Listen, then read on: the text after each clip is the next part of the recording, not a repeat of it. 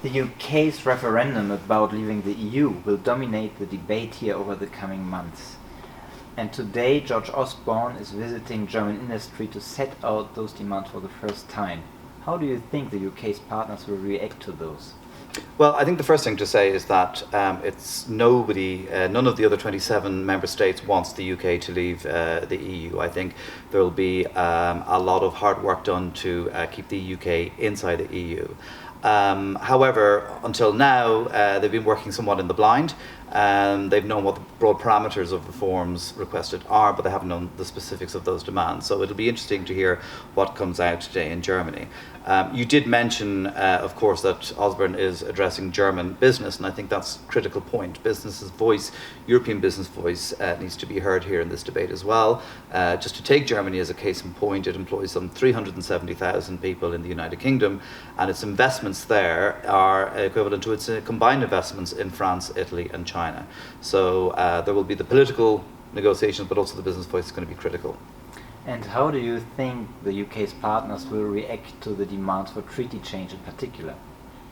Well, excellent question. I think treaty change is something of the elephant in the room in these whole negotiations.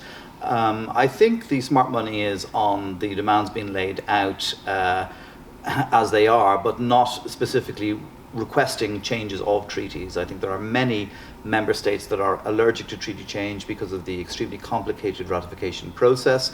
Some member states require national referendums for validation.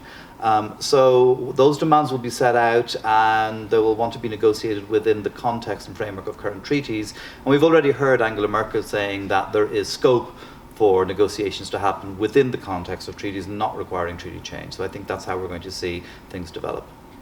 You examined quite a large number of member states in our new snapshot. Would you like to highlight any one of those?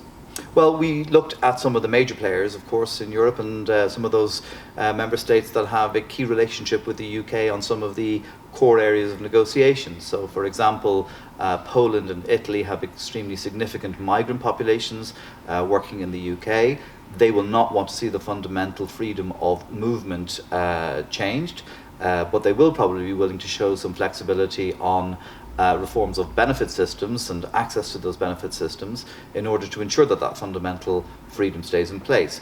Another country to take, for example, is Ireland, that has the only land border with the United Kingdom and whose trade with the UK is greater than its trade with the rest of the European Union.